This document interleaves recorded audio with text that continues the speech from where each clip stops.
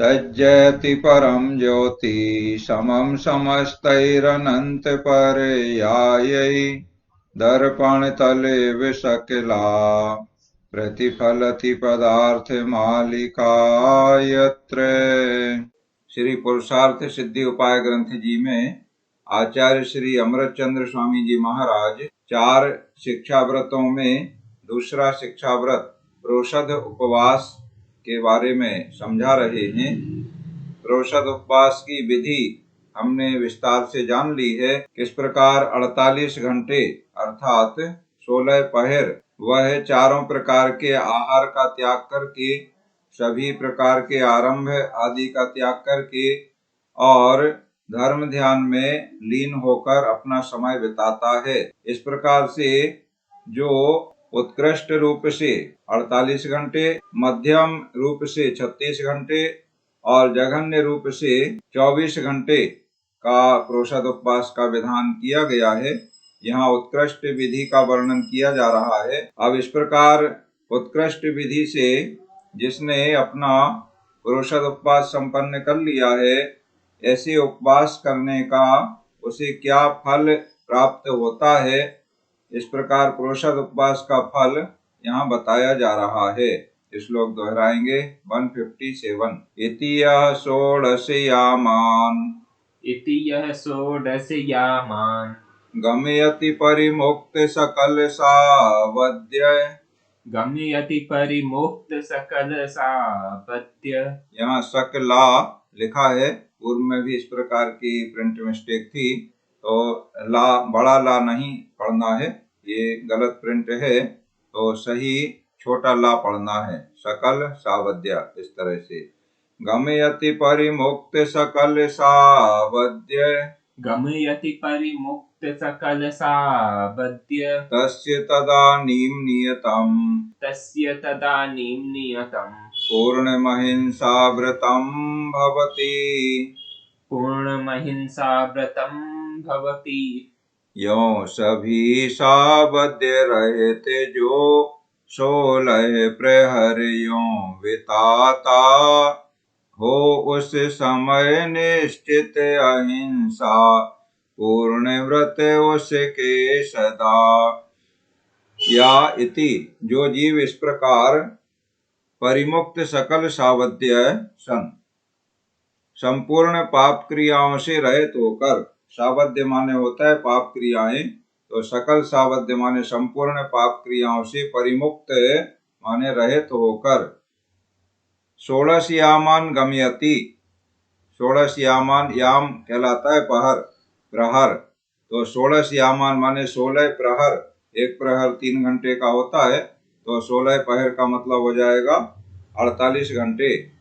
16 प्रहर गमयति माने व्यतीत करता है। तस्य तदानीं नियतम पूर्णम अहिंसा व्रतम भवति।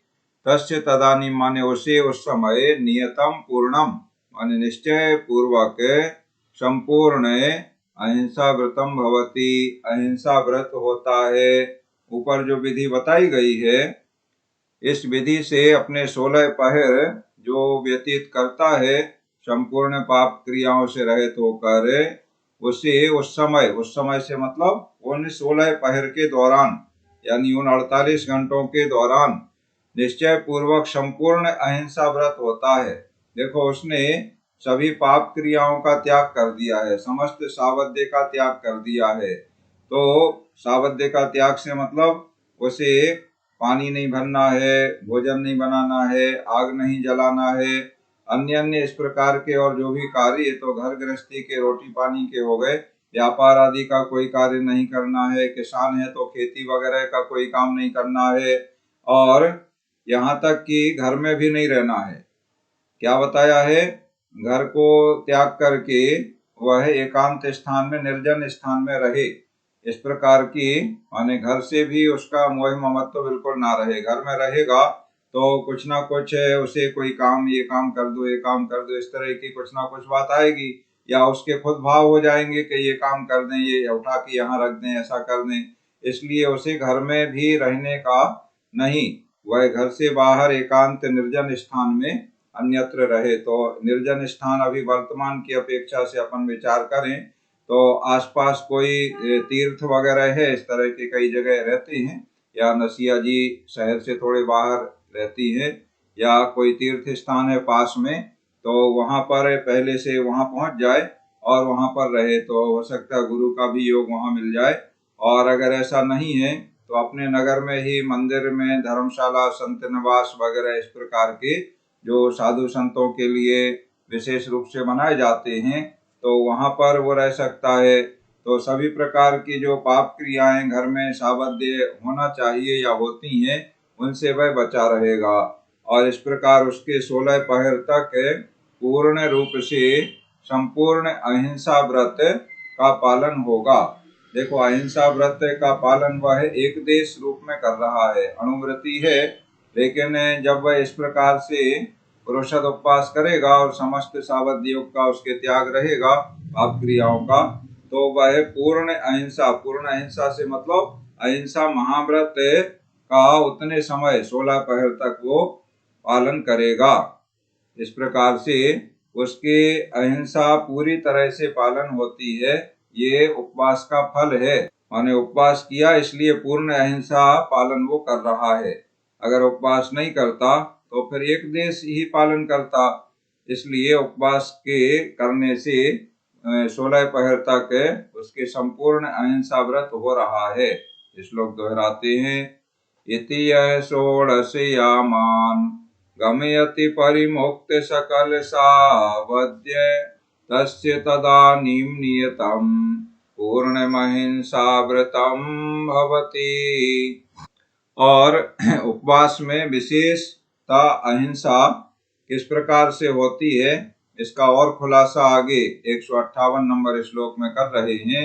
दोहराएंगे श्लोक। भोगोपभोग हेतो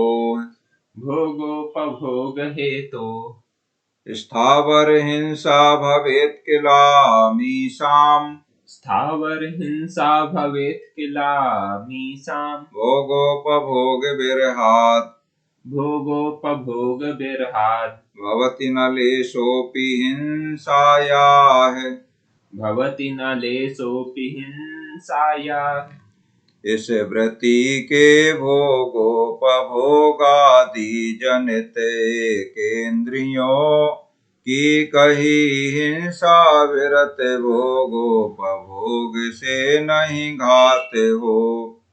किल माने निश्चय से, अमीशाम माने इस देशवृत्ति श्रावक को, ये पुरुषद उपवास जो श्रावक कर रहा है वह देशवृत्ति है, तो उस देशवृत्ति श्रावक को भोगोपभोग हेतु भोग उपभोग के हेतु से स्थावर हिंसा भवेत। स्थावर अर्थात एकेंद्रीय जीवों की हिंसा होती है। देखो, उसने देशवृत्ति श्रावक ने स्थावर हिंसा का त्याग नहीं किया है। चैराला में वर्णन है ना, क्या है? त्रस्य हिंसा को त्याग वृथा था वर न सहारे, यानी त्रस्य हिंसा का वो त्यागी है, स्थावर हिंसा का त्यागी नहीं है, किंतु बिना प्रयोजन के स्थावर हिंसा से भी वो बचता है। बिना प्रयोजन के कोई स्थावर हिंसा नहीं करता है, किंतु जहाँ प्रयोजन है वहाँ पर पृथ्वी काय ये स्थावर है, पृथ्वी काय की हिंसा होती है, खोदने में, उखाड़ने में, वृक्ष वगैरह लगाने में, या अन्य किसी प्रकार से मिट्टी वगैरह खोदने में, तो स्थावर हिंसा होती है, चलने में। और इसके बाद जल काय, तो स्नान वगैरह करने में, कपड़े धोने में, अन्य अन्य क्रियाओं में पानी का उपयोग करने में स्थावर हिंसा होती है। इसी तरह अग्नि काय, भोजन पकाने में या अन्य अन्य कोई क्रिया कार्य उसको जो भी करना है, तो उसमें स्थावर अग्निकाय जीवों की हिंसा होती है। इसी तरह वायु काय की हिंसा होती है, और वनस्पति काय की भी हिंसा होती है। कुछ ना कुछ वह फल फूल पौधे से संबंधित जो भी हरित का सेवन करता है, तो उसके माध्यम से स्थावर हिंसा होती है। क्यों होती है? भोगोपभोग के हेतु से होती है, इसका वो त्यागी नहीं है। परंतु भोगोपभोग विरहात, जिस उसने रोषद उपवास के दौरान 16 पहर के लिए भोग उपभोग का समस्त प्रकार से त्याग कर दिया है। कोई भी भोग उपभोग माने खाना पीना या अन्य अन्य प्रकार के जो भोग उपभोग हैं, पंखा भी नहीं चलाएगा, क्योंकि उससे वायुकायिक जीवों की हिंसा होती है। पंखा कूलर कुछ भी नहीं चलाएगा।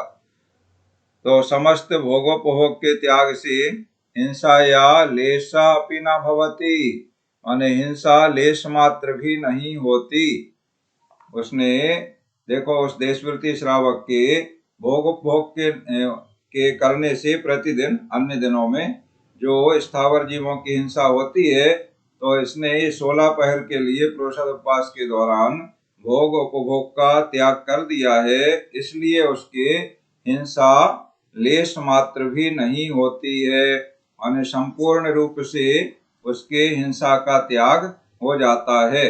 जो ऊपर 157 में बताया है कि उसके उस समय निश्चय पूर्वक संपूर्ण अहिंसा व्रत होता है, उसी बात को यहाँ खुलासा किया है कि किस प्रकार पूर्ण अहिंसा व्रत होता है। तो वो खुलासा यहाँ कर दिया है कि उसके देखो त्रस हिंसा का तो पहले से ही त्यागी है, त्रस हिंसा तो करता ही नहीं है। स्थावर हिंसा उसकी होती थी, वो भी भोगोपभोग के निमित्त से होती थी। तो ये 16 पहर तक उसने भोग उपभोग का भी त्याग कर दिया है, इसलिए वह हिंसा का लेश मात्र भी उसके नहीं होता है। माने किंचित भी हिंसा नहीं होती है, यानी पूरी तरह से हिंसा का वो त्यागी हो गया। स्थावर हिंसा का भी त्यागी हो गया और त्रस हिंसा का तो पहले से ही है। इस तरह से पूर्ण अहिंसा व्रत उसके होता है। ये खुलासा 158 नंबर श्लोक में कर दिया गया है। श्लोक दोहराते हैं। भोगोपभोग हेतु स्थावर हिंसा भवेत् किला मीशाम भोगोपभोग विरहात् भवति न लेशोऽपि हिंसायाः। इस प्रकार प्रोषद उपवास के 16 पहर के दौरान वह पूर्ण रूप से अहिंसा व्रत उसके होता है। भोगोपभोग का पूरी तरह से त्याग होने के कारण होता है, जरा भी लेश मात्र भी हिंसा उसके नहीं होती है। इस तरह उपवास का फल ये यहाँ पर बता दिया गया है। और इस प्रकार आज की क्लास पढ़ाई का कार्य यहाँ पूर्ण होता है। दीपक जी और श्रद्धा जी अभी आप जुड़े हैं, तो आप अपना पाठ सुना दें और इसके बाद अपने कोई प्रश्न जिज्ञासाएं हैं उनका समाधान कर देंगे।